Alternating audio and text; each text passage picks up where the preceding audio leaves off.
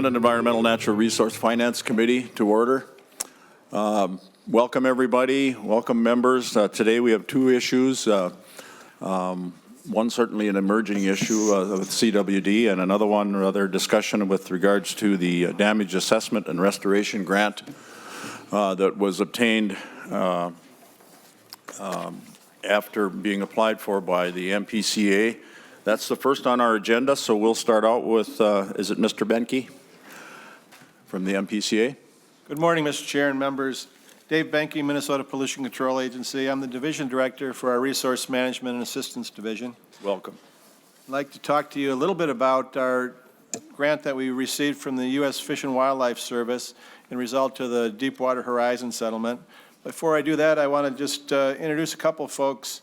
Noel Hitz and Alero Moju are a couple of our Green Corps members who are working on this project over the summer. Green Corps is part of our Serve America program, where it puts young people into the environmental work and gets them a chance to kind of look at that. Welcome and thanks for your work. So we'll start with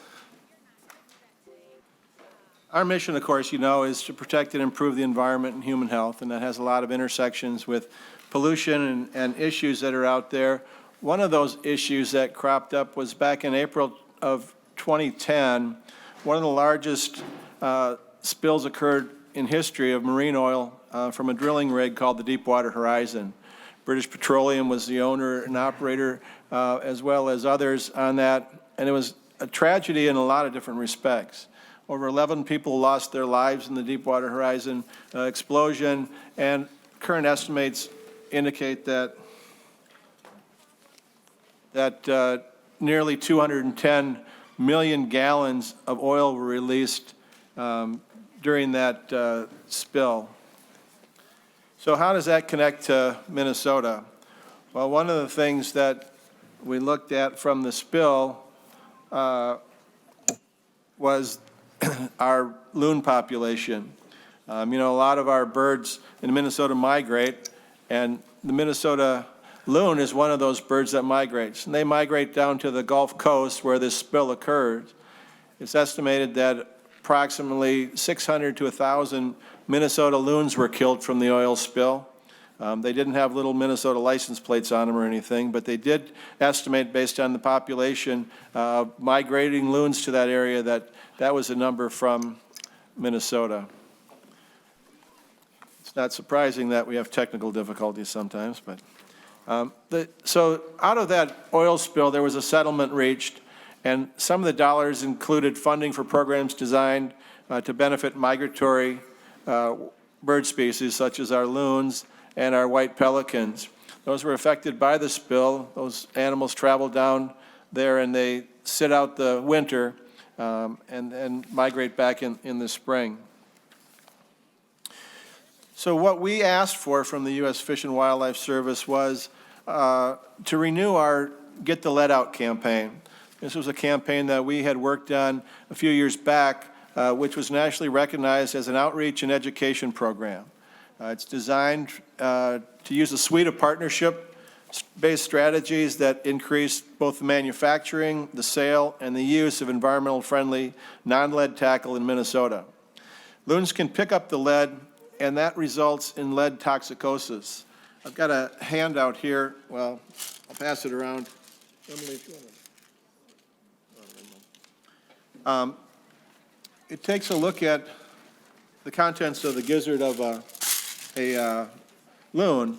And what a loon does, like a lot of birds, is it picks up little pieces of rocks in order to go into their gizzard to grind up their food. Now you can take a look at that. Now I'll ask you to try and find the lead in there. This was taken from narcopsies, which are basically a look at a deceased animal. And they looked at the stomach contents, and you can see from that, those rocks are really the size of a lot of our split shot and jigs that we use for fishing.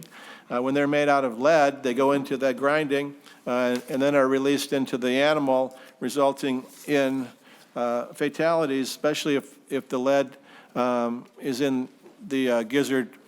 It doesn't have a way to get out. So it's ground up and it's put into the animal, and they will suffer the toxicosis. So this campaign really looks at replacing lead fishing sinkers and jigs with existing non-toxic alternatives.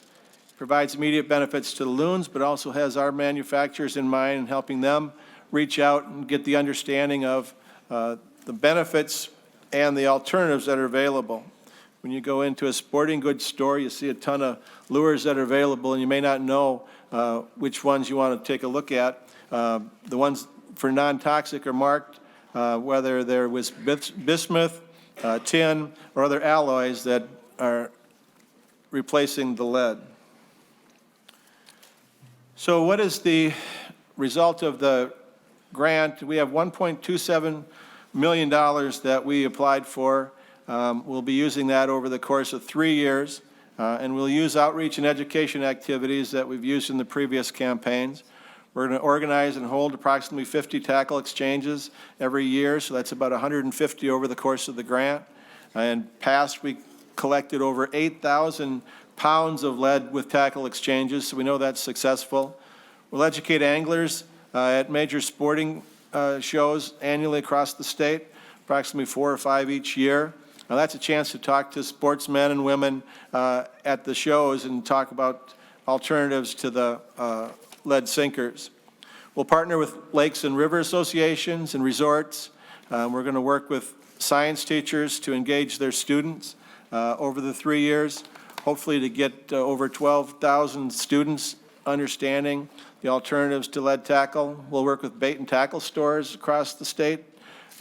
We used a pop-up display, a point-of-sale display for retailers in the past so that they could advertise and get people understanding the alternatives.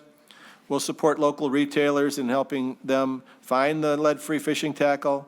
And finally, we'll engage our underrepresented audiences who may or may not be aware of the issue with lead tackle.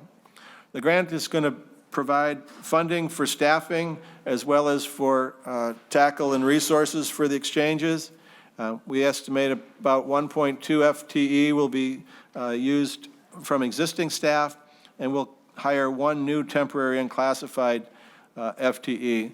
Reason we're using existing staff includes that the expertise we had from the past, people who luckily are still around, who participated in the Get the Lead Out initially, can help update and get the folks on the road right away. The timeline that we've got for this grant was that we submitted that grant actually back in September. The requested amount, as I said, was $1.2 million, and the project period from January 1st through January 3rd or June 30th, 2023. In October, we submitted the LAC request for the fall review, and in November, we received notice from the U.S. Fish and Wildlife Service that we were successful. On the 22nd, we received notification that the LAC didn't approve the spending, and we wanted to make sure that we had good understanding of the project here today. So with that, I'd be happy to answer any of the questions that you might have. Thank you for that. And yes, in fact, that's the whole function today was, as it was initially when those things come to finance chairs, not only here, but also finance chairs throughout the Senate and the House as well. We review what comes from wherever, and this particular one came as, and you're right, it came from a application that you made, which certainly was a good thing to do. But I'd like to have Mr. Mueller go through it exactly as to how the application came to us, and maybe you can talk, Mr. Mueller, a little more about the dollars and cents. Mr. Chairman and members, in your packet is there's a 2 double-page handout, and it's titled, it has a management and budget on the top, and it says federal funds review request. This is part of a larger packet that what was sent to the chair back in October, as Mr. Benke mentioned. And this is the information that was received. On page 2 of that little handout is sort of the brief description of what the federal grant was going to be for. And also you'll note on the last, there's also some other information in this grant application, like if there's going to be a matching requirement. And in this case, there's no match requirement. That's on the bottom of page 3. And then on the last page, it talks about how many FTEs would be required under this grant. So I also want to note that they were going to propose 1 new FTE and 1.2 existing FTEs to work on this grant. Briefly, the process was the legislature or the LAC, through the LAC process, has 20 days to review this request, and they can either deny the request or ask for more information or just let it go on its own. And then, so within that 20 days, the chair did submit a letter asking for more information, as Mr. Benke mentioned, and which brings us, and that process does hold up the grant until we get to the next legislative session. So the PCA is now in front of us, giving us the information that we requested, and this is sort of where we're at right now. Mr. Mueller, you said it would go to the next legislative session. Is that something that we have to stand with, or is it something that we can, if we decide as a group here to speed up the process? Mr. Chairman, by allowing it to go to the next legislative session allows us to act on it. We could act the only way it would stop the process would be to ask for another request for further information, which would kind of start the clock over again. We could propose to enact something prohibiting them from spending the money, but that would have to be enacted into law, by both sides and signed into law. Members, any questions about the application process at all? Mr. Benke, I've got on the part 3 of the grant description there, restoration activities. Now, restoration activities to me are restoring habitat. You're not getting involved in any of that, are you, or is that kind of an umbrella over the lead issue? Mr. Chair and members, that is an umbrella over the whole issue. That's not what we applied for. We applied for the outreach and education component of that to educate anglers in regards to the non-lead tackle availability. And if you would, I'll ask the question, how the dollars are going to be spent, FTEs. I know I met with the commissioner and deputy commissioner early on, and I was concerned about, when this grant does expire in 3 years, that those positions that are filled, that are hired, understand that coming in and understand that if the grant does not go any further, their job as well is terminated. So is that your understanding as well? Mr. Chair and members of the committee, what we have allocated to this project is the use of 1.2 existing staff. We use those staff because they have expertise, as I said, from the carryover of the original Get the Lead Out campaign. They're going to be able to get folks up to speed, but also provide some of the necessary activities such as supervision for any staff that we hire. We will be bringing on an unclassified position of 1 FTE to help out with the program, and that position will be, as I said, unclassified, so it will end when the grant ends. So we have current staff that are targeted towards existing toxics reduction work. And what we've decided is to point them towards this project to help out some bits and pieces of them, but 1 FTE we assume we'll have to reassign to do this kind of work rather than other toxic related work on lead and other materials. So my question is a practical one, I think. If you're going to use 1.2 parts of one employee that's already employed, FTEs, would it make sense for the MPC to back off maybe and use half an employee so you could get at least 2 people out there instead of 1? Or am I not understanding it? Mr. Chair and members, the total number of FTEs that we'll be using for this program will be 2.2 FTEs. So we'll have 2 people and parts of a couple more. In addition, as I mentioned, our Green Corps folks will be helping out with this project during their duration, which is a year ending in September. So we will have 2 people. It might make sense to do less than a full-time to get additional people out there. Unclassified positions we've found are a little bit harder to hire at less than full-time, but we could take a look at that. Maybe I wasn't clear. I was just suggesting, and maybe it doesn't work, but you would use half of an FTE that's already employed by you, and that would that would free you up to hire 2 temporary. Is that something you might consider, I guess, or have you considered that? Mr. Chair, that is something we might consider. One of the things that we were looking at was our current budget at the time when we submitted the application. We have had a few things change, and we can relook at that to see that we can get the best benefit for this program with the resources that we have. And you and I, Mr. Mickey, have had a discussion just actually earlier today with regards to not only the license plate on loons, but the idea of the Loon Center. Now, we've received a lot of emails from the Loon Center saying, you know, to continue with the program, and a lot of concerns about the dollars not coming forward, and I understand that. So can you give me a little idea as to how the Loon Center is going to play in this funding mechanism?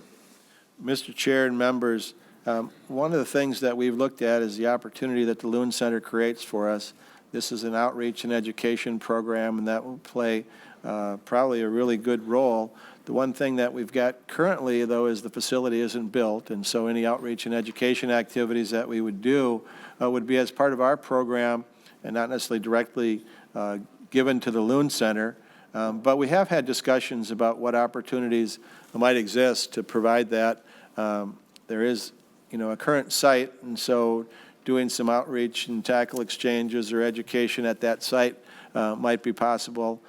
We've talked about creating kiosks and other things that we could initially use and maybe eventually incorporate into the Loon Center. But as I said, because it wasn't built yet, it's a little hard to design things for incorporation in there until we see what that's going to look like and that the facility's built. And then we'd have to go back to the U.S. Fish and Wildlife Service and make sure they would okay any changes in the application associated with that.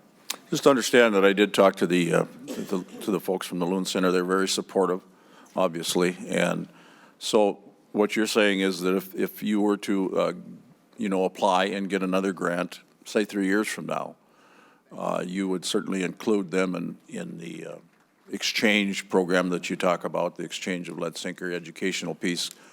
I forget how many thousands of kids actually come through the Loon Center. People come through there. It'd be a wonderful idea. I'm assuming that you would include them, and I also ask, have you ever received money from this oil spill, these oil spill dollars before? Mr. Chair, that you mentioned the opportunity with the Loon Center, and we think it's a great opportunity as well. The numbers of folks that might be coming through there would be a great opportunity to educate on the non-lead tackle alternatives. We have not received any funding from the U.S. Fish and Wildlife Service through the Deepwater Horizon spill. This is the first application that we've made, and potentially there might be more down the road, but this is for the initial 3 years, and then we'll have to check in on the results and see where we go from there. Members, any other questions? I'm sorry. Tomasoni, Senator Tomasoni. Thank you, Mr. Chairman. Let me get back to that FTE thing. So the 1.2 FTE, that's an existing, those are existing employees with the agency. Will the MPCA then be using state funds to pay for these people, or will the federal grant be paying for that 1.2? Mr. Chairman, members, the grant will be paying for that 1.2. We will be utilizing the grant to pay for that. There is no match or any requirement in the grant for the state. So what happens to that guy's state money? Does it just get put in a kitty somewhere, or if the federal grant is now paying for his salary? Mr. Benke. Mr. Chairman and members, the annual look at our resources in terms of where they go and what potential resources to pay for these happens quite a bit. But we're probably going to be looking at, seeing if those resources are available, what else we can do within the state. There's also, we have some budget pressures that occur with salaries and so forth, and we'll have to take a look at if that's truly available for other work, or if this money can help with that. So, Mr. Chairman, then Mr. Benke, the way it looks like in the breakdown, that there's 208,000 in 2020 and 204,000 in 2023. Is that mostly salary? Mr. Benke. Mr. Chairman, the breakdown that you're looking at does include both salary and support materials. The main part of that is approximately 200,000 for salaries, estimated on the 2.2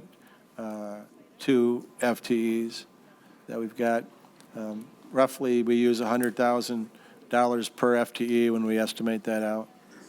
And then, Mr. Chairman, give me an idea what the program will be like, because it looks like you got about 200,000 more in 21 and 22 for program. What will the program actually do?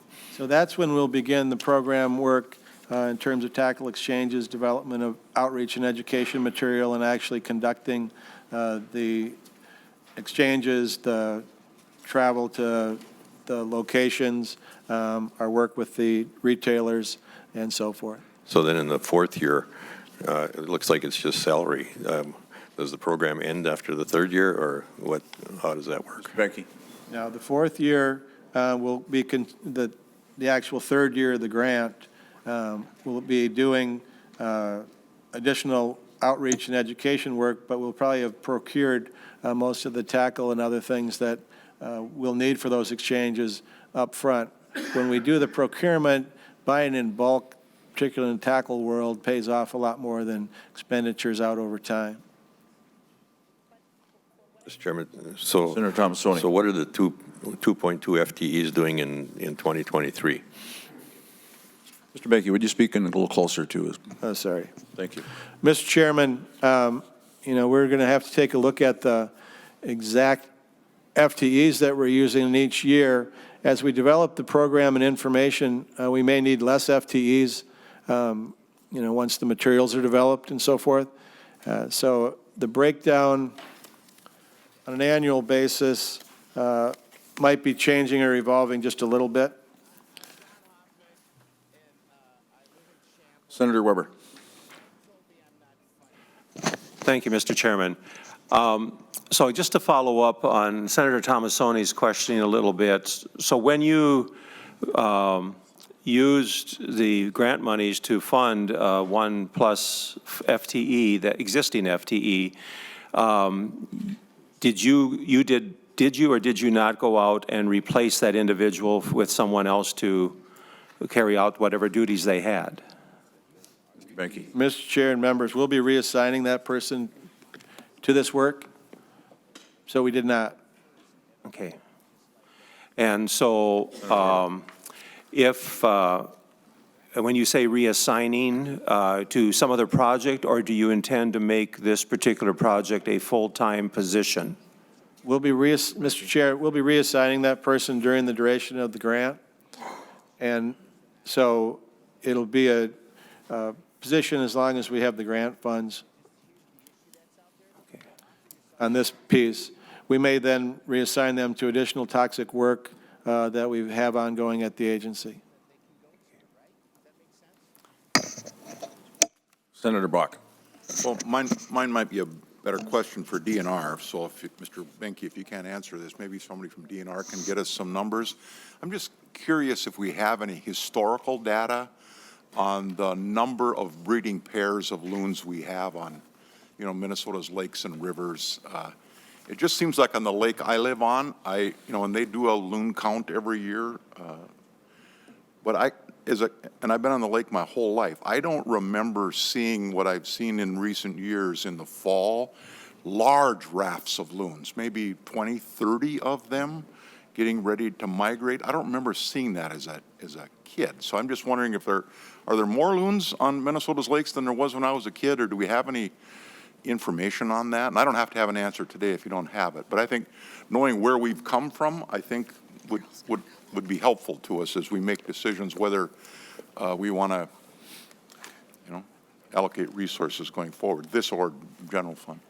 Senator Buck, I have the same on the lake that I am blessed to live on, where they raft up 20, 25. I've got pictures of that, which I've never had before. So I too think the numbers seem to be certainly increasing, but I don't know what that number is. If anybody can give us that number real quickly, we don't. That's some information. Mr. Chairman, if I could just go back to the budget quickly.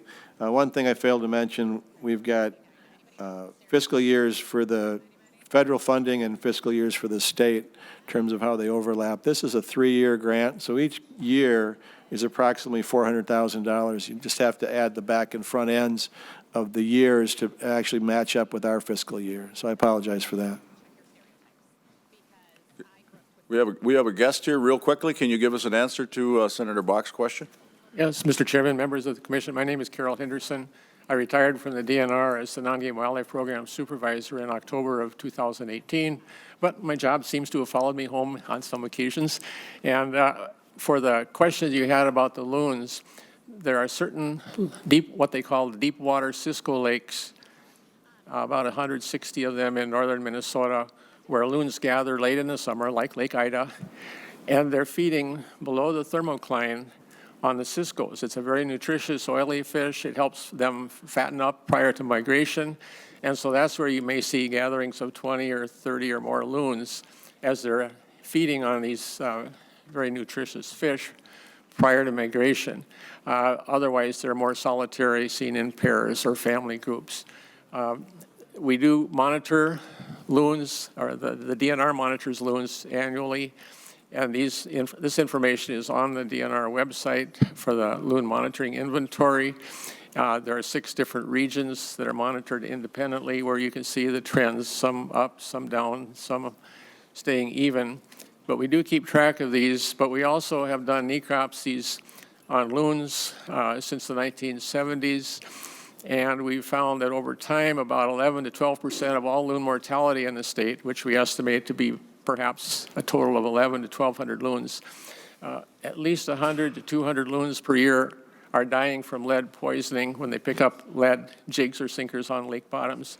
And when we pass around the pebbles, they'll show that the size of the pebbles they pick up to grind up their fish are about the same size as jigs and sinkers that they're picking up on the bottom. So that's the issue where we're trying to say we could reduce mortality and help the U.S. Fish and Wildlife Service meet their BP criteria for remediation or restoration.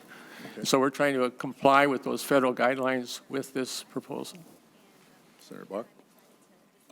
Well, maybe, Mr. Chairman, the department can get us a little more information on really what's happening to the population in general, because I see there's some language here that says the lead tackle mortality has reduced the population growth by 1.4%. So if lead tackle is reduced to growth by 1.4, what's the actual growth? I just think it would be helpful for us to know. And that's very interesting information, except the 2 lakes that I'm most familiar with up north that have these rafts of loons in the fall, neither one has Ciscos in it. So there's something more going on, but it is pretty amazing to see. So. I think the DNR is present here today. We could get that information. Senator Rood. Thank you, Mr. Chair. Well, I'm really excited about this federal grant, and the fact that Minnesota can qualify for a federal grant is really amazing. And I think part of that conversation is because we have the new proposed National Loon Center, which has brought attention to this great state bird. And so I'm really excited that we got this, this grant, and I hope that we can use it wisely. I think the lead issue is something that we really need to look at. You know, I've been a realtor for 30 years, and we've been done lead disclosures on homes all that time. We've taken the lead out of our gasoline. Now we're dealing with lead pipes and lead in our water. And so we know that lead is toxic to all living things. And so I think this is a really good program to educate people. Now, the market's not there, so banning lead tackle probably isn't going to happen. And the only way we can push the market is by education. So in Brainerd last week, I went shopping for leadless tackle. And this is what I found.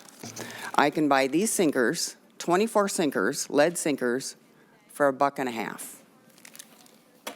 And the only bait that didn't have lead in it in the whole store was these little sinkers, 4 of them for $8. And so the time is not now to ban lead. The time now is to educate about lead so that our future fishermen and our fishermen of today can understand lead in the environment, and we can push the market to make tackle that doesn't contain lead that's affordable. And so that's why this education program is so very, very important. And we can start with the fishing leagues that we have in Brainerd. They do a wonderful job with our youth. They bring them on the lakes, and what better thing to do than to teach them about using tackle without lead in it. And so it's going to be a progress that we have to educate people. But I think we can do it, and we can get to a point where we don't have to have lead in our tackle. And it's not going to happen today, but unless we start educating people on this issue, we won't get to where we need to be. So thank you. Senator, those are good points, and I agree. I think the market is starting to move that direction. We had that discussion earlier today as well. But I would ask the question, will any of these funds be used to promote the ban of selling lead sinkers? Mr. Chairman. Or just no. education? No. This is outreach and education on alternatives, getting people, getting the tackle in their hands so they can try it out and know firsthand how it still works. If you take a look at the jigs and other things, they still got hooks on them, so it's still all about fishing and getting people into the outdoors. So the ban isn't something that we're looking at with this program. It's education and outreach. And I asked that question, Mr. Benke, because that was a discussion a couple of years ago, and still there's a concern there. However, I agree with Senator Rood. The concern is becoming less and less, but that's because the market is starting to put not only these lead sinkers, but shot as well. So, good discussion. Senator Herr. Thank you, Mr. Chair and Mr. Becken. I just want to check whether, do you have a strategy of outreach, or is this early in the game before you get the grant? Mr. Chairman and members, the strategy for outreach is kind of based on our existing work that we've done, getting to people in a place where they're buying tackle, bait stores, lake associations, landings, different fishing events is really what we've targeted before and have had real good success. And once we've done the alternative look at things, the tackle stores were willing to put in displays and get those alternatives available. And like folks have said, it's really about creating the demand through an understanding, and then people start asking for them. We did look at making sure that underserved populations are looked at too in terms of an understanding and availability of things.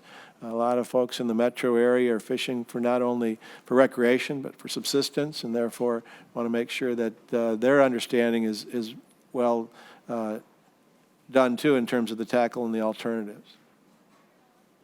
Thank you, Mr. Becken. I think you already mentioned it, but Senator Herr. Yes, thank you, Mr. Chair. I think you already mentioned it, but thank you for bringing up the underrepresented community. We pretty much engage in the great outdoors as well, and even the lead even the lead package here that Senator Root had brought up, it's labeled water gremlin, and I completely concerned about, the lead getting into our water and the safety of our children and also to our fish and loon. But at the same time, the 300 employees that are mostly work at that location are pretty much new Americans too, so they will settle for the lowest cost of recreation activities. So thank you for bringing that up. Thank you, Senator Herb. Members, any other questions at all? Senator Bigham. Thank you, Mr. Chair. Thank you for the testimony today and some of the clarification. I still kind of am a little perplexed about why, this is settlement money from the largest oil spill, I think, in the history of oil, that went to the federal government that we are receiving when we are such a net giver to the federal government. We don't get much back. So I appreciate the department applying for and receiving this grant. I, too, am excited about what you're going to use for it. I think you've done a great job of explaining what it's going to be used for. I guess my question is, what is the next step, Mr. Chair, on this? Are we going to release the funds? Are we going to do a bill? Senator Bigham, that's part of the reason I had this committee is because the committee hearing is because this is something new coming to the MPCA, even though they were ready to go, which I really give them credit for. They've been doing this already. But this is the first grant that came through for this particular funding. I wanted everybody on the committee to be very clear where the money goes, like a finance chair should. At least I think so. But where it's going to go from here, I'm getting the feeling from the members that we're okay with this. And what I'm prepared to do is send a letter as such back to continue the funding mechanism, have it moving forward. The only other alternative, the way I understand it, is for someone to want to stop it. They can have a piece of legislation to do that. I'm not interested in doing that myself, so I have a letter prepared. I had it prepared just in case everybody seemed to be okay with it, and unless I hear anything different, I guess that's what I intend to do. Any further questions, members? This does not require a vote, so thank you very much for your testimony. Thank you, Mr. Chair.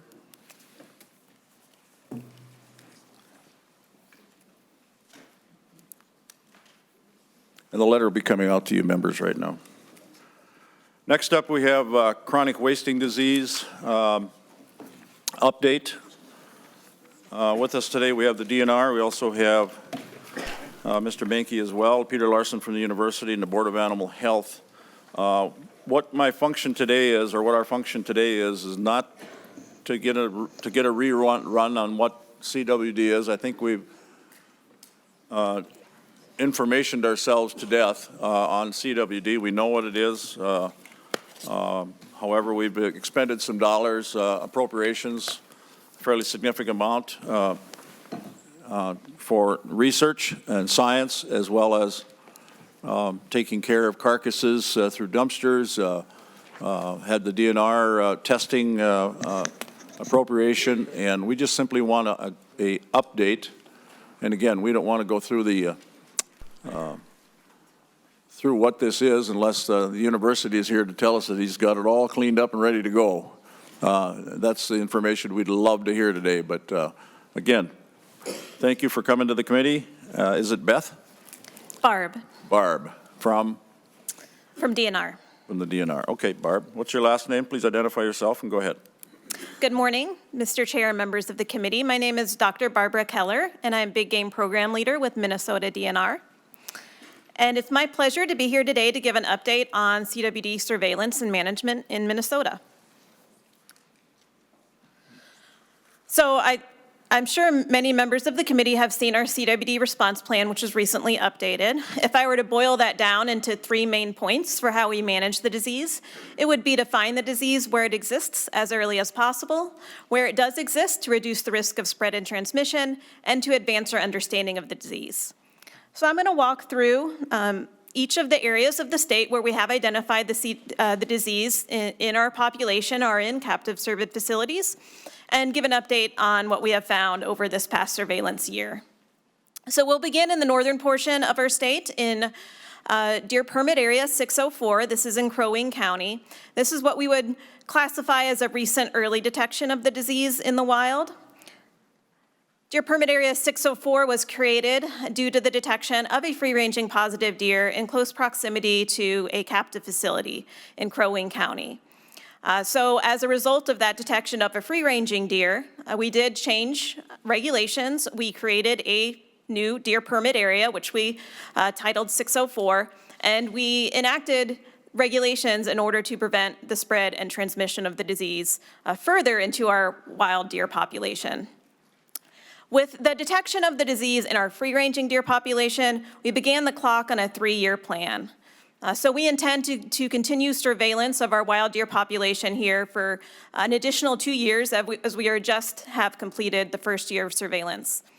After that time, if we do not detect any additional deer, positive deer in our free-ranging population, we may conclude our response and dissolve that boundary and change the regulations back to what they were. But that will depend on how confident we are given the sampling that we've done in that area.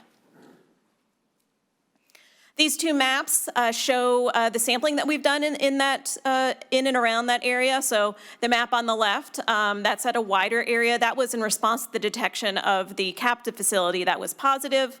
So we sampled nearly 9,000 deer during our surveillance around that captive facility.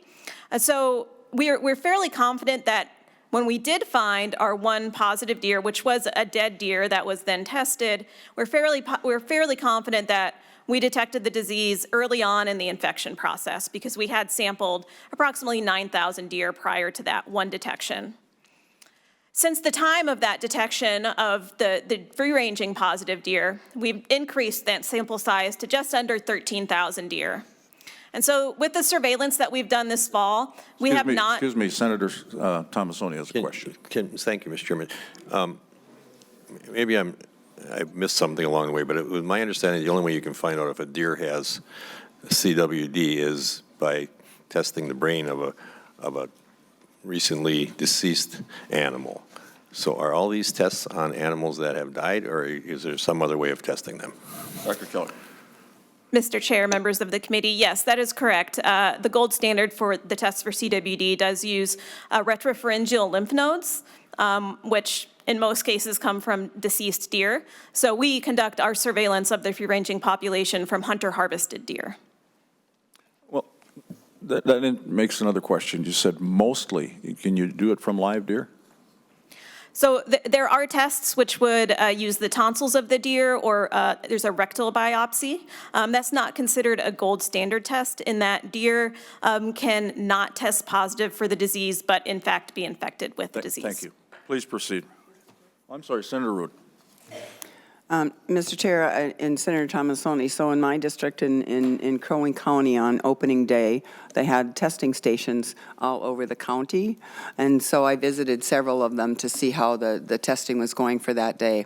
And they did a fantastic job, the DNR, and we actually used veterinarian students from the college that came out and volunteers to test the deer, and they did a really good job. And they it's quite a process. I don't know that the average deer hunter would be able to find the tissues that they need to find, but they did a really good job taking those tissues out of the deer, and the deer hunters were very compliant. I don't think we had anyone that was upset that they had to go test the deer because they realized how important that is. So, kudos to Crow Wing County for doing that, and they did a really good job. But yes, the deer were all harvested deer that they tested. Thank you. Thank you. Please proceed. So to date, the only free-ranging positive deer that we've detected in this area does remain to be the one deer that was found dead, that was in close proximity to that captive facility that was positive. So we're optimistic that, we hope that we have found the disease early in the process. And again, we have 2 more years of surveillance in this area before we would conclude our response here. So let me ask that question. In close proximity, you have .04 miles, I think. Mr. Chair, correct, 0.4 miles from the farm. 0.4 miles. So how many other tests were in that particular area that tested negative? Quite a few? Mr. Chair, how many tests were within 0.4? Yes. Were there a lot of deer taken within that close proximity that tested? Yes, I would say that we have a good sample size in close proximity. I don't know the number of within 0.4 miles, but we can get that to you and to the committee. Thank you. That'd be great. Go ahead.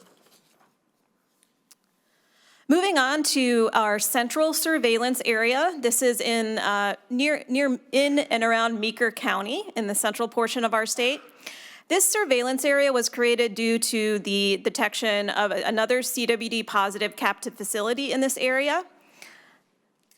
This captive facility was a result of a trace out from the original Crow Wing County captive facility that tested positive. So the deer that tested positive at the Meeker County farm originated in the Crow Wing County facility and then died from the disease in the Meeker County farm. As a result of that, we drew this new boundary for our surveillance zone, and we implemented regulations as far as surveillance. Hunters were required to bring in their deer for testing during certain time periods of the deer season, and we enacted a feeding ban in that area, in that county and the surrounding counties, a deer feeding ban. And again, we started the clock on the 3-year plan, following our CWD response plan. And so we have just concluded the 3 years of response in this area. Over the 3 years, we've tested about 3,600 deer in that area. And so we are comfortable with that sample size, that we would have detected the disease if it was at any appreciable level. And so we are now concluding our response in this area. So this means that we won't be having mandatory surveillance be in place here from this point forward. And this feeding ban will sunset. And I'll talk a little bit about that later. But I'm sure the committee is aware that there have been 2 additional positive captive facilities detected this year, one in Douglas County and one in Pine County. We are working with the Board of Animal Health to determine what the risks are to our wild deer populations in this area, and to determine how best to, or what degree we need to have surveillance and regulatory changes for deer hunters in this area. One of the things that we've already done a couple things in response to the detection of the disease in those facilities. One is that we've done aerial flights over the facilities to assess our wild deer population in and around that area.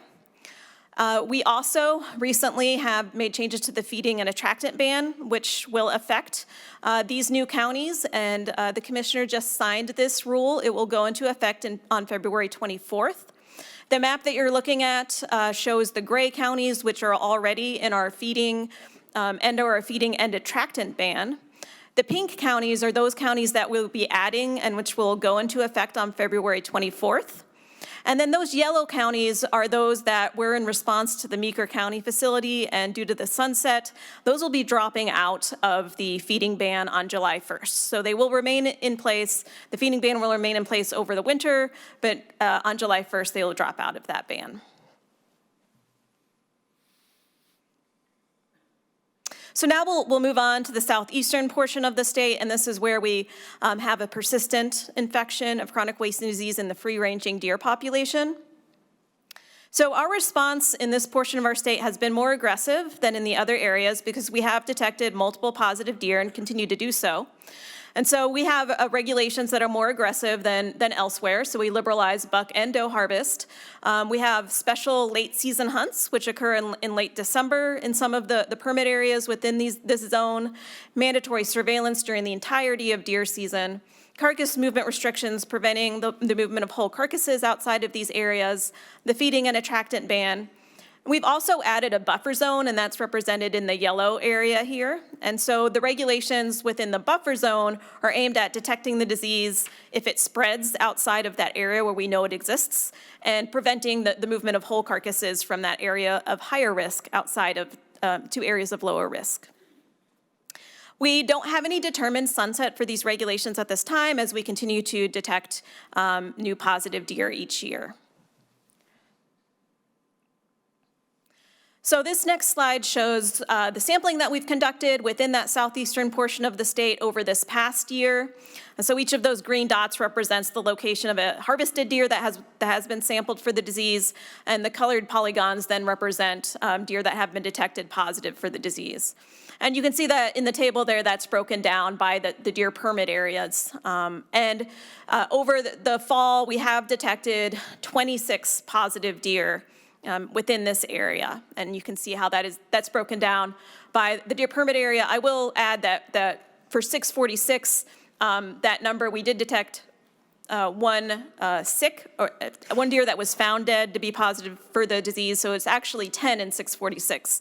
And this just represents those hunter-harvested deer that were sampled for the disease. Question I have, Doctor, and now on this particular slide, positive deer farms. I don't see any positive deer farm tests from the Board of Animal Health. Is that accurate? And also, oh, wait a minute, I do see one here along the east side of the. Correct. There is a yellow star representing a positive deer facility in Winona County. And there was one inside that facility. Correct, Mr. Chair. And is it fair to say that the blue ones here over along the eastern side might have anything to do with the large number of CWD in southwestern Wisconsin? Possibly. Mr. Chair, it may have something to do with the high prevalence of the disease in Wisconsin. The one area that we have the disease is in close proximity to the positive captive facility in Winona County, so it may be connected to that positive captive facility, but also it is in close proximity to southwestern Wisconsin as well. That's correct. Thank you. So we have found 3 new areas of disease in the southeast, which I've circled here in the red circles. There is the 6 cases immediately surrounding the CWD positive deer farm in Winona County. Just south of that, we've detected 4 positive deer in the same section in the Money Creek area. And then to the east of that, 1 positive deer was detected in the La Crescent area. I just want to highlight here the effort and resources that we put into surveillance for this disease. We've sampled just under 18,000 deer in 1 year, which is a considerable increase from previous years. And again, we've detected the disease in 27 total deer. The sampling that we do during the firearm season does take a considerable amount of staff and time to conduct. So we work with over 400 people to man our staffed stations during the deer season. We also, as the Senator has alluded to, we also work with student volunteers to help us achieve that sampling.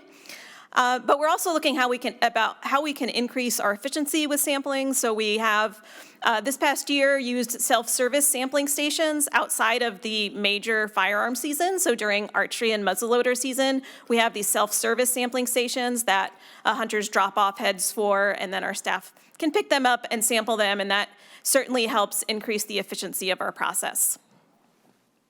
And we'll be continuing to look at how we can make efforts to increase efficiency with regards to surveillance efforts. Regarding our budget, we were appropriated $2.77 million for FY20. To date, we've spent about $1.8 million of that appropriation. We do still have pending expenses coming in, over $700,000 worth expected, as you can see how that's broken up here. And we do expect that we will spend that entire amount of $2.77 million.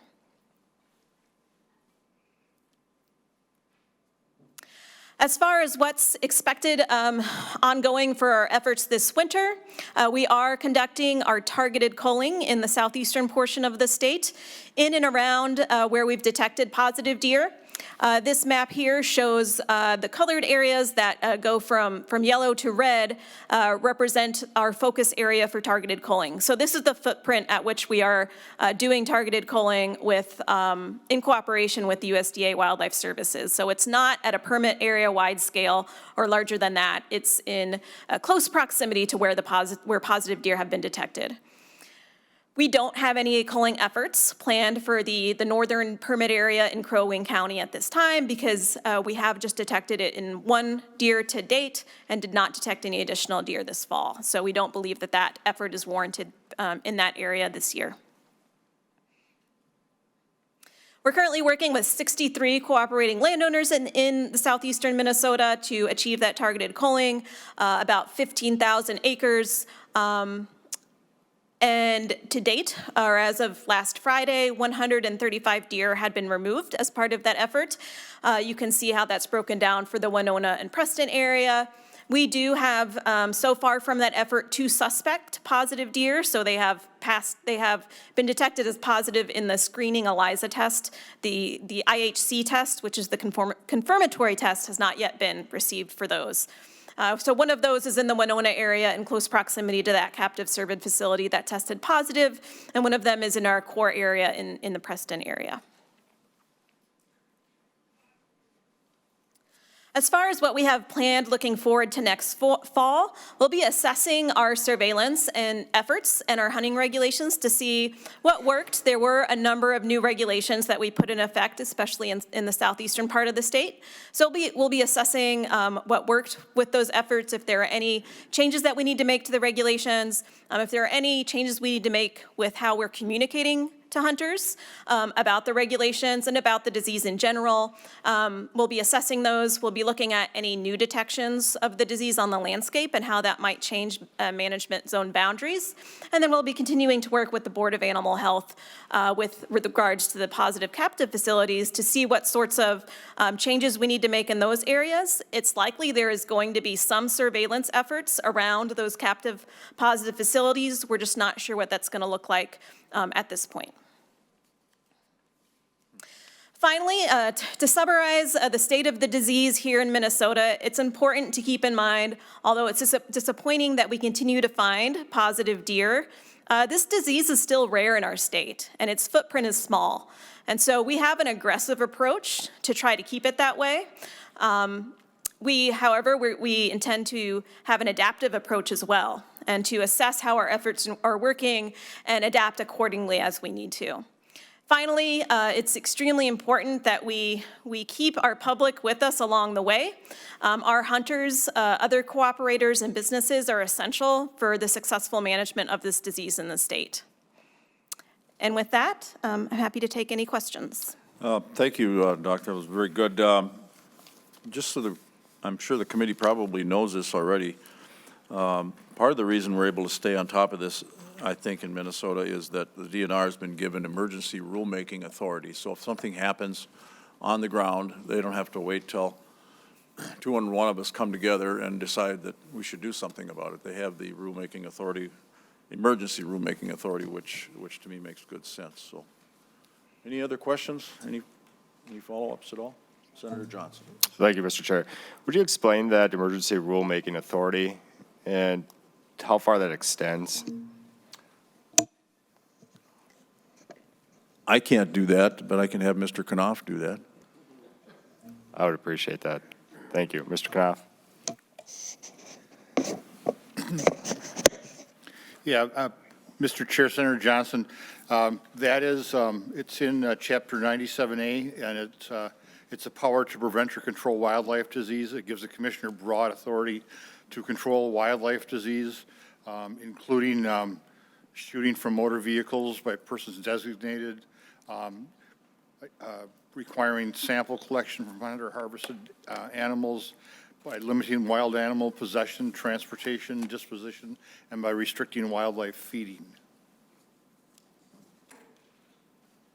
Thank you, Mr. Knopf.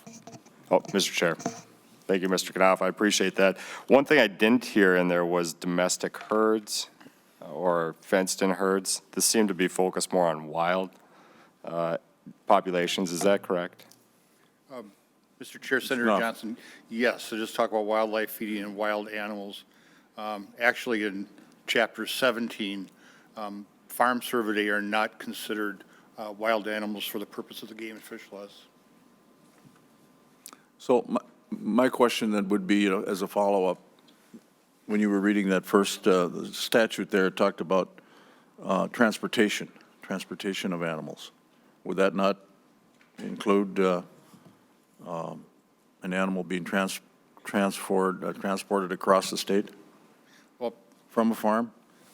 Mr. Chair, it says transportation of wild animals. And if you look in chapter, well, section 17.452, you'll see that the legislature also enacted another provision that said farm cervidae are livestock and are not wild animals for the purpose of game farm, hunting, or wildlife laws. Farm cervidae and their products are farm products and livestock for the purpose of financial transactions and collateral. So that first sentence I read, it says they're livestock and are not wild animals. The extent of the DNR's authority is to wild animals, and this says that they're not wild animals. Senator Johnson. Thank you, Mr. Chair. And I do want to say thank you to the DNR. I know the efforts that you do on this are extraordinary, and we want to contain this. I'm a deer hunter. A lot of us up here are deer hunters, and this is a big deal. We want to control CWD. The problem that I have with using this emergency authority in a case like this is that we've now set the precedent where an agency can interpret or feel that this is something within that they're going to do whether they have the authority or not, where the agency is a creature of statute. And if they're not following statutes, then we've got the potential for real abuse within our agencies. So I want to make sure that things like this do not happen, and we've set that precedent now to really expand that authority. So we want to be watching our agencies, making sure that they're working with the partners that we have, whether it's the Board of Animal Health, and I know there's a whole backstory to the things going on there, but how do we work together to keep our states safe, yet making sure that people are within their lanes? So that's what I wanted to bring up. I appreciate what you're doing. I don't want to go down this rabbit hole, but I appreciate the time. Thank you. Any further questions on this? Senator Rood. Thank you, Mr. Chair. You talk about the culling of the herd, and can you tell me what happens then with venison? Because I know that you have to hold the animals where they're tested, but what happens to that resource? Dr. Keller. Yes, Mr. Chair, members of the committee. All of the deer that are culled, we're working with a meat processor, so they go to that meat processor where they're held until a not detected result is received. When a not detected result is received, we have a program called Share the Harvest, where members of the public can sign up on our website to receive this venison. And then we're working with our partners such as Bluffland Whitetails and Minnesota Deer Hunters Association to distribute that meat to people who want it. Oh, thank you. Thank you, Mr. Chair. Senator Johnson, are you interested in signing up? Just kidding. Okay, next we'll move into, we have the DNR up here, is the CWD and deer carcass disposal. We do have a packet in our folders here. Thank you, Mr. Chairman. My name is Brian Luth. I'm the Wildlife Habitat Program Manager with the Department of Natural Resources, and with me is Dave Benke from PCA, who you heard from PCA previously. As well, yes, thank you. CWD and deer carcass disposal. I'll try to go through this quickly. Last session, the legislature appropriated $50,000 from the Wild Cervid Health Management Account in the Game and Fish Fund to provide dumpsters to collect deer carcasses, work with solid waste haulers and other interested parties, encourage volunteer support to ensure dumpsters are located in convenient locations. There's good signage, they're lined, maintained, they're properly disposed of, and then work with Department of Health and PCA to develop guidelines for hunters, solid waste facilities, and taxidermists and meat processors. Because as Dr. Keller, said at the beginning of her speech, controlling the transmission and the spread of chronic wasting disease is one of the most important things that we can do to limit its impacts. We had some early problems with vendors, but I'm happy to report that ultimately by the start of the firearms deer season, we were able to provide dumpsters in these locations indicated on this graphic. The top is the Southeast deer, CWD management zone. The bottom image is the North Central zone. The The green boxes were where we had dumpsters there for as soon as we could get them there during the archery season until the end of the archery season, December 31st. We also brought in additional dumpsters for the firearm season only. Those are the blue triangles, just to be as convenient as possible for our hunters. We tried to locate these the same location as the self-service sampling station that Dr. Keller described, same place that hunters brought their deer for the mandatory surveillance testing. It was tried to be as much of a one-stop place for CWD as we could make it. This is a picture of one of the dumpsters, the sign. We also added a quartering station, or what we called a quartering station, which included a tripod so that hunters could hang the deer up to more easily process it, have tables that they could use, some basic wipes and cleanup materials so that it could be done as easily as could be. Volunteer support during some of the early problems we had soliciting vendors.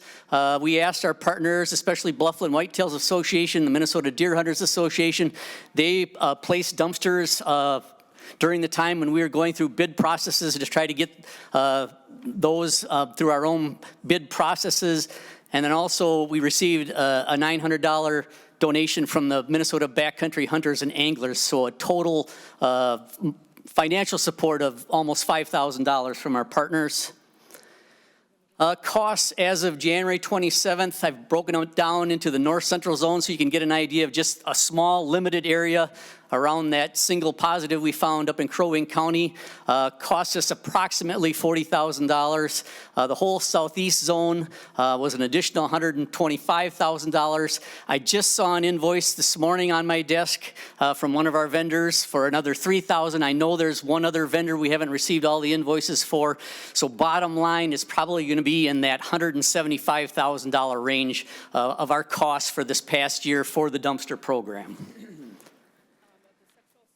One of the lingering issues we have is where do we take these carcasses? And we've heard from some of our landfills some concerns about accepting deer carcasses at their landfill. And so from here, I'll turn it over to Dave Benke, who can take it from there. Mr. Benke. Mr. Chairman, members, thanks, Brian. If you don't mind advancing when we go through these, that'd be great. So as Brian mentioned... I'm sorry, just re-identify yourself again, thanks, for the record. Yes, Mr. Chair. My name's Dave Benke. I'm the Director of the Resource Management Assistance Division at the Pollution Control Agency. Thank you. So when we were working with the counties, particularly Crow Wing County up in the 604 surveillance area, the adopted dumpster program was coming along. But one of the things we heard from the landfill operator was we don't necessarily want these deer carcasses in our landfill. We want to make sure that the landfill doesn't create a risk. And so one of the things we had to do is to create, along with the DNR, a working group on chronic wasting disease and disposal at landfills. We included the DNR and the PCA, of course. We included the Department of Agriculture, the Board of Animal Health, the Department of Health, meat processors and landfill operators, other landfills in the region, waste haulers, engineers, and the highway departments, so we could get all those perspectives on the table and understand the concerns that were there so we could work through solutions. Go ahead. One of the things we found out that right away in our discussions was getting the carcasses disposed of properly is the key to reducing the spread of the disease. Especially in the surveillance areas, we want to make sure that those animals aren't left on the landscape where they can become an additional opportunity for the spread. We recognize 3 ways of disposing of those carcasses. The alkaline digester at the University of Minnesota. However, that has limited capacity. And so for the adopted dumpster program, we needed to find an additional location. Our lined landfills and also incineration were looked at. We also knew that if we took it kind of at a risk approach, we could work through the issues that were raised. And so that's why the working group did a tremendous effort in getting through these things. We know that there's no human health risk associated with the landfilling. It's not the spread. The advisory in terms of health was eating positive venison, so disposing of them or reducing the spread was really important. So the next thing we did is we took a look at the research that's out there. And we recognized from the research, a lot of it was done in Wisconsin, where early detection was out there, that there was a number of different things to look at, especially in the disposal at landfills. One of the things was to make sure that the landfill disposal area wasn't going to contribute to the leachate. If you think about a landfill, all the water that runs through the landfill is what is called leachate, and that material needs to be treated in one form or another. And at the Crowe County landfill, they recirculate the leachate, and then they take it and put it on a spray irrigation site right next to the landfill. Well, one of the issues we recognized right away was if the prions were to move through the leachate into the leachate and sprayed on the site, that's the first place where it greens up in the spring and the deer congregate there. So we wanted to make sure we could eliminate that. One of the ways to eliminate that was to fence in the spray field, so that was done right away. The rest of the science indicated that we would be successful using the landfills or perhaps using incineration with an air curtain incinerator. Raising the temperatures high enough to denature was another way that it could be done. But in this case, we looked at all those options and made sure that if we were going to put anything back in the landfill, that we kept it away from the recirculation lines for the leachate, that we put it in an area that we could add additional soils to make sure that they would bind up the prions, and then cover the area as soon as possible to reduce any more water coming through. That was all consistent with the research, so we felt comfortable with that. Well, having gone through all those issues, we kind of came full circle with Crowe. We kind of went back to the idea of an incinerator, an air curtain incinerator that we talked about with them first. So they took that as their first step. They put an air curtain incinerator that was currently in the state and owned by the DNR, and we got that to them. And they put together a plan to manage the deer carcasses from the adopted dumpster program in that area at this facility. You can see kind of the size of it. That's me standing in the middle of it. Make sure it's off before you go in there. That's all I want to say is that it gets hot. It gets over 1,300 degrees consistently and can reach temperatures up to 2,000.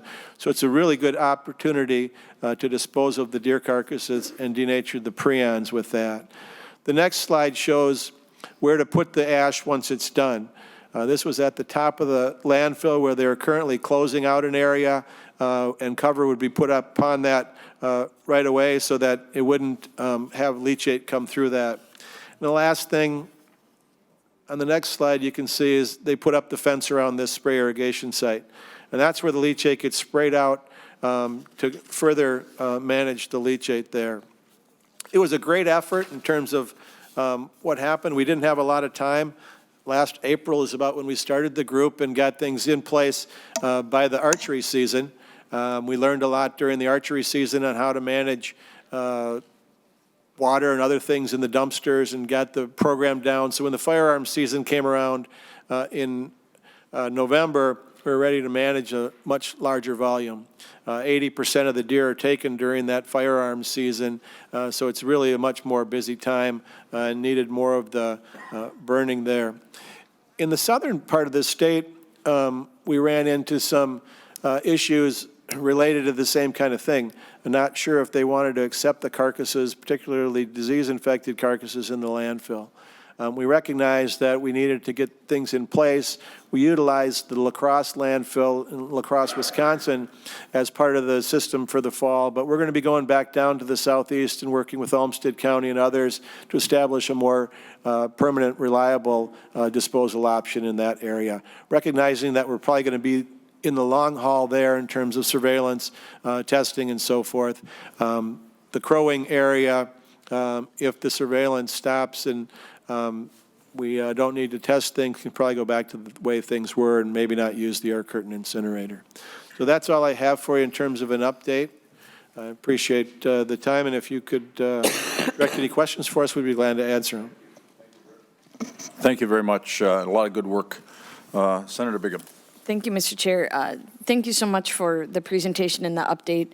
I know the beginning part of the program was a little rough, but appreciate your perseverance in the cooperation of other stakeholders and groups that needed to come together to make this a success. Mr. Chair, I did introduce a bill to have another appropriation for the program. Would be very interested in having a hearing on it to continue the discussion, but I couldn't agree more that in the southwest part of the state, it's going to be a while. And so to be able to focus the resources maybe in there would be a good, worthy discussion for the committee to have with the department. Thank you. If there's nothing further, I'm sorry, Senator Thomasoni. So thank you, Mr. Chair. So that one slide you had of the skeleton of the deer that was picked apart probably by birds, is there any way of telling if a diseased animal is then consumed by other predators, if the disease transfers to those other predators? Do you know if that's possible or not? I know we've talked about this. Have you got a quick answer on that? Mr. Chair, we're not sure that it transmits through, scavengers and so forth, but it can transmit to other deer. And that's the real concern, is make sure that doesn't continue in the deer by removing the carcasses from the landscape. Mr. Chairman, how does the dead deer transfer to other deer? Mr. Chair, the prions associated with the carcass are still there.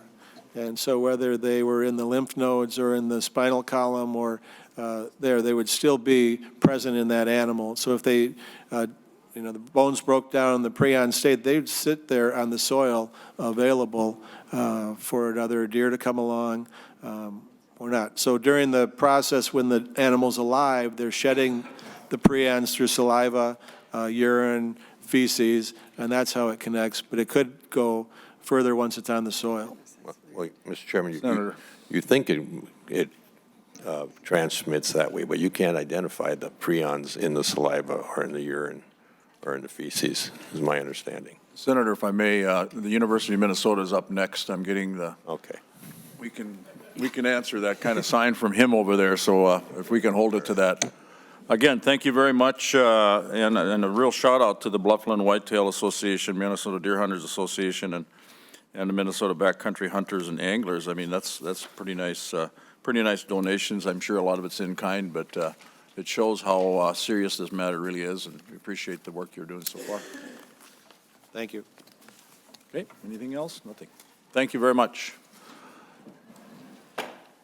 University of Minnesota. Oh, I'm sorry, the Board of Animal Health is here first. Is somebody here from the Board of Animal Health?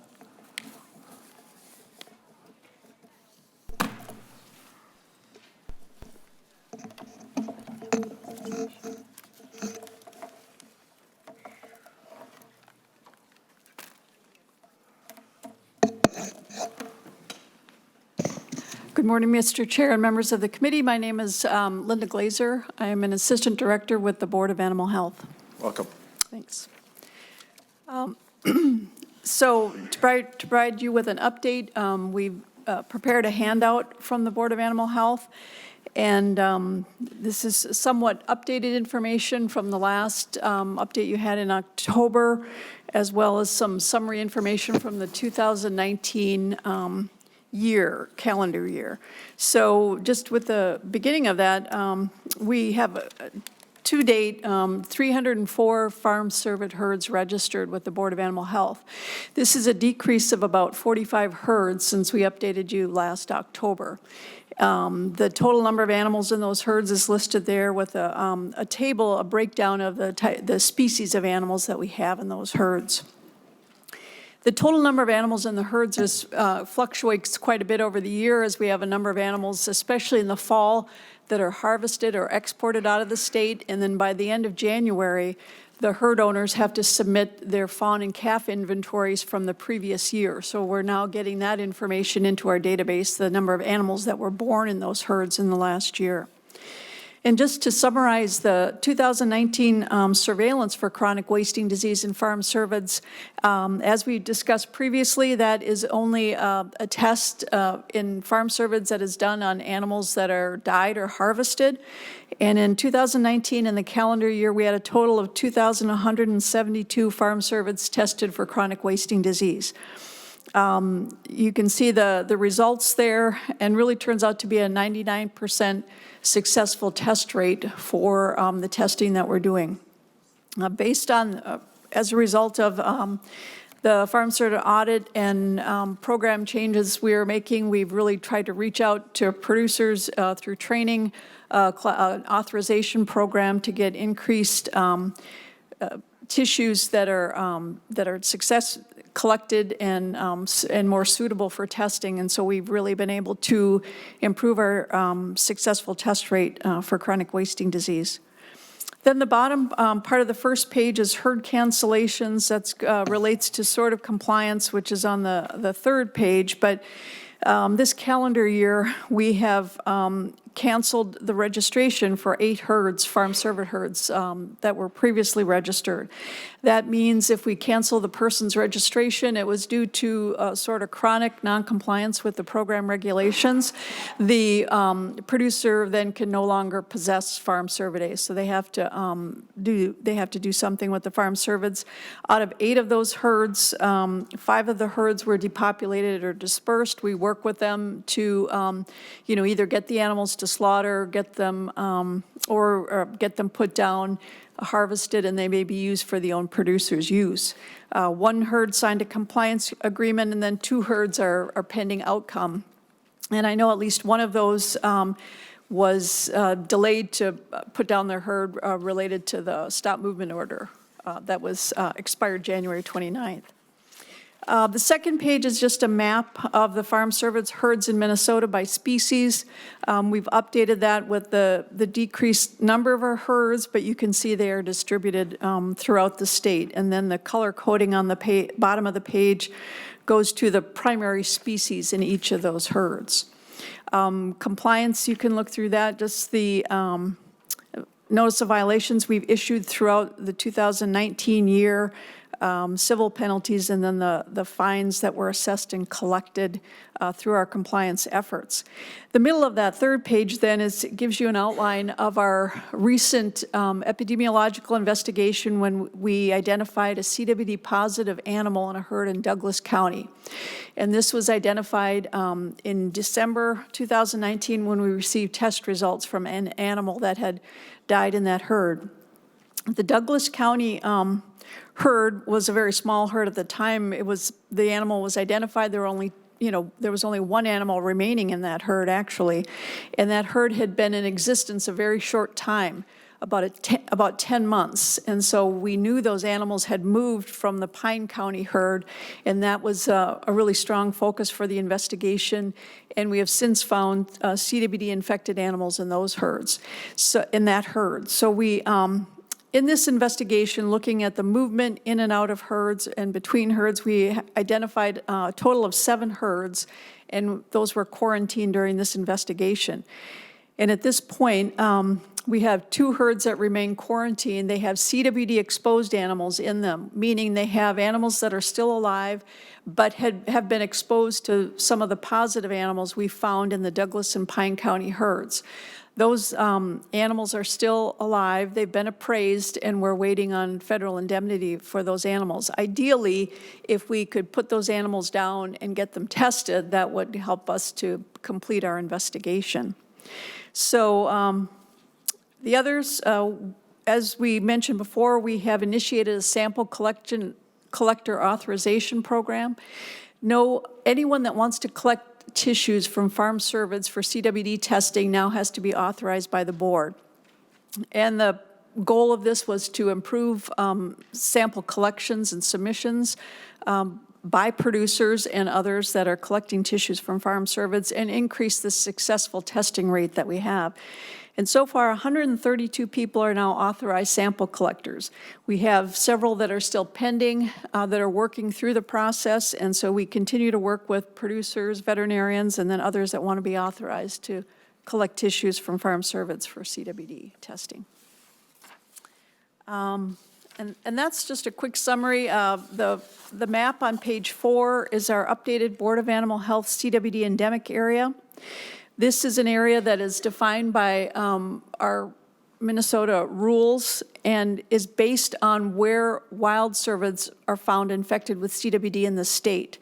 Once there are wild cervids to be confirmed with CWD in the state, we establish an endemic area, which requires additional regulation of the farm cervids herds in those areas. In other words, they really are, have restricted movements on them. And our concern is that if these farm cervids have wild cervids with CWD outside the fence, there could be a potential for exposure to the farm cervids, and we don't want them moving or spreading the disease out of that area. So we evaluate the fall testing and the CWD positives that are found with each hunting season, and then we look at our establishing the CWD endemic area. And basically, these areas in red are a minimum of 15 miles around any known CWD positive wild animal,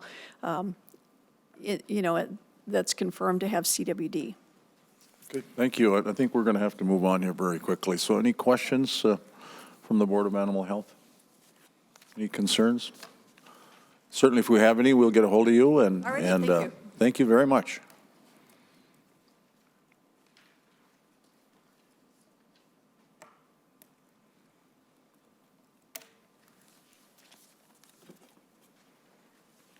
Next, we have an update on CWD from the University of Minnesota. Welcome to the committee. Please identify yourself.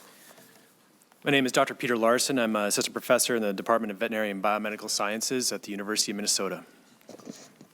Welcome again. Could you give us your update on your progress at the university, with members also remember the appropriation that we gave the university a year ago or so with regards to testing CWD. We just let you go ahead here. Absolutely. Chair Ingebritsen and members of the committee, thank you for the opportunity to appear before you today. I'm here to provide an update of our research efforts pertaining to the development of new chronic waste and disease diagnostic tools. I represent a core team of 5 University of Minnesota scientists who have come together to focus on CWD diagnostics, and we thank the legislature for their bipartisan support during the 2019 session. We were provided $1.8 million to develop advanced CWD diagnostic tools that would be useful for live deer, hunter-harvested deer, and environmental samples. With these funds, we have hired research support staff and have outfitted a new Prion research laboratory in the College of Veterinary Medicine that is entirely focused on the development of new CWD tests. We have launched multiple independent lines of research that are designed to improve CWD diagnostics, and these include engineering novel antibodies with unique deer prion binding capabilities, developing light-based biosensors capable of detecting prions, discovering blood-based biomarkers that can identify CWD infections early, and improving prion amplification methods to detect CWD prions in diverse sample types. Our team is also working closely with the DNR and the Board of Animal Health to secure valuable tissues and environmental samples that will aid in our efforts to develop new diagnostic tests. I'm thrilled to announce today that we have reached an important milestone in one of our research avenues. On January 24th, our team statistically confirmed a CWD positive tissue sample within 9 hours of testing. We achieved this result using a relatively new protein amplification test called RT-Quick. RT-Quick is proving useful for detecting a wide range of protein misfolding diseases in both humans and animals, including Parkinson's disease, Creutzfeldt-Jakob disease, Scrapie, and CWD. In September, we established a critical collaboration with NIH Rocky Mountain Labs, where the RT-Quick method was developed. This collaboration resulted in the transfer of knowledge, and now our new Prion Research Lab is the only lab in the state to have RT-Quick functionality for CWD. RT-Quick is a very sensitive assay that can be modified to detect CWD prions in live deer, hunter-harvested deer, and environmental samples. Live animal sample types for this method include saliva, blood, urine, or feces. Hunter-harvested samples would include those sample types as well, but also muscle, lymph nodes, or brainstem. And environmental samples include feces, soil, or water. The next phase of our research will focus on improving the RT-Quick method using microfluidic technologies. Currently, the method requires technical expertise, reagents that are cumbersome to produce, and a large molecular lab footprint. Testing times can range from a few hours to over 48 hours, depending on the sample type. We believe that we can improve RT-Quick using advanced microfluidic platforms designed by our research group. If successful, our efforts will help to provide greater functionality to the method and will lead to an exciting new class of CWD diagnostic tools. Let me be clear, RT-Quick is not a silver bullet for CWD diagnostics. Significant hurdles remain before this method can be widely implemented. RT-Quick is currently useful for research purposes only and has not yet been validated by the USDA. We anticipate that will happen, though, in the coming years. We are beginning an internal validation process for RT-Quick that centers on a sample set of 500 deer provided to us through collaboration with the DNR. We're also working to develop protocols to identify CWD prions from environmental samples secured through collaboration with the Board of Animal Health. To conclude, we greatly appreciate the bipartisan support of our research efforts aimed to improve CWD diagnostic testing. We're only 6 months into our journey and already are making great progress. CWD remains a direct and immediate threat to the rich heritage that surrounds deer in Minnesota and beyond. We must do all that we can to protect that rich heritage for future generations. I thank you for your time, and I am open to any questions that you might have. Thank you, Doctor. That's good news. The question I have is the RT-Quick USDA approval. How long? You said it took years? I mean, how? Chair Realistically, how? Members of the committee, so there was a multi-state meeting last September on CWD, and this question was brought up about what's the validation like for RT-Quick. My understanding is that the USDA is currently beginning the validation process. I don't know how long that will take. What my understanding is that will be over a process that will take several years. But the CWD research community, the diagnostic development community focused on prions, they are focusing RT-Quick. This is a method that is gaining popularity, and we're going to see it more widely implemented as time goes on. So right now we are among this elite group of institutions that have this capability in the United States. Thanks to the support from last year. So that's coming from our university? This or other universities as well? There are Colorado State has RT-Quick up and running, NIH. We did not have this capability until we were able to outfit the new molecular lab to be able to develop that approach. All right. Members, any questions? Yeah, Senator Thomas. Thank you, Mr. Chairman. So, Dr. Larson, I heard you say that you're going to try and find prions in things like feces and urine. Have you been able to identify it yet, or is it just in the experimental? Chair Ingebrigtsen and members of the committee. We've hired 3 support staff full-time that are working on this. One individual that we brought on our team was at Colorado State. Her name is Mancy Lee. She's a graduate student now in my lab. She focused on using RT-Quick to identify prions in fecal samples. She has brought all her protocols to be able to do that. And so the next phase, now that we've proven that that this test actually works on positive control samples, we do have fecal samples that were gathered from DNR and Board of Animal Health, CWD positive animals. We will be implementing those protocols in the lab to confirm whether or not we can detect those prions. So the answer is yes. We have the result that we know that we can identify this in tissue types that are currently used for those gold standard tests. The next phase is to look at feces and identifying the prions there. But this test can detect prions in fecal samples as demonstrated by other universities. So Mr. Chairman, real quickly, so you'll be able to identify sick animals that are alive. Doctor. What? Chair Ingebrigtsen, yes. We believe that we can use this as a live animal test, if you will, to identify prions in. My understanding is that a deer that becomes infected with CWD, after about 2 months of the infection, those prions start to build up, and then you can begin to detect them in feces and blood and saliva. So early on. That's good. Any questions? Any further questions, members? Any concerns at all? It sounds great. Sounds like we're moving in the right direction. Appreciate the work you're doing. Thank you.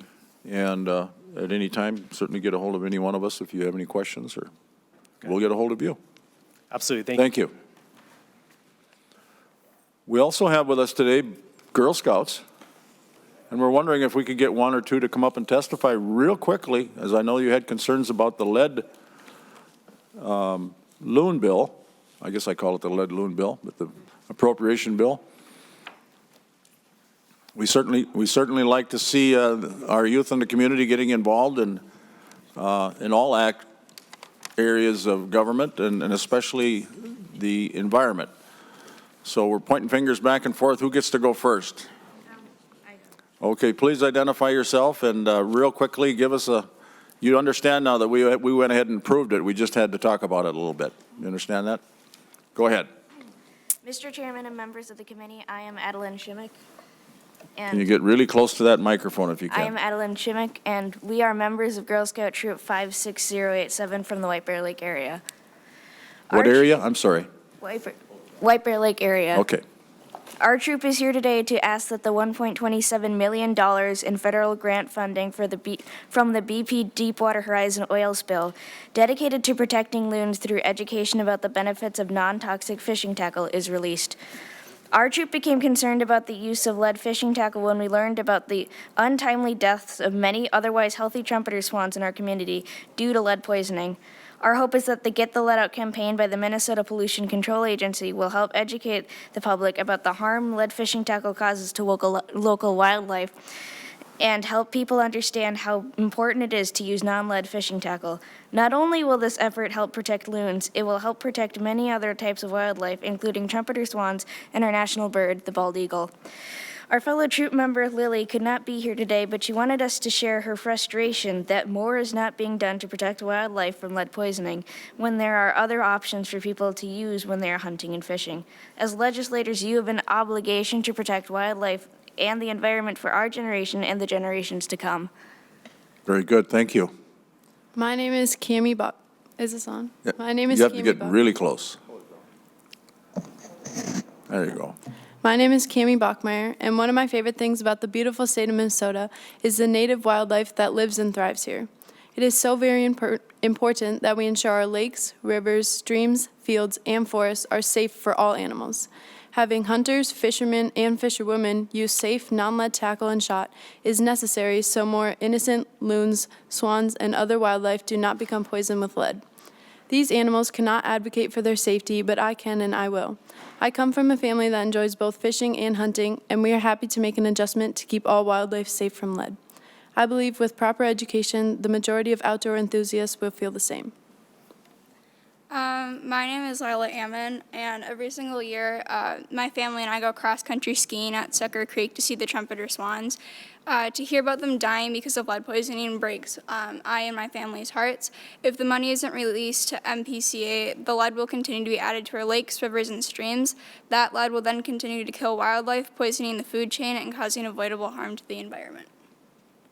Well, thank you all three, and I think I can answer for the whole committee here that if we'd have had you up first, we'd have been done a lot earlier than we are.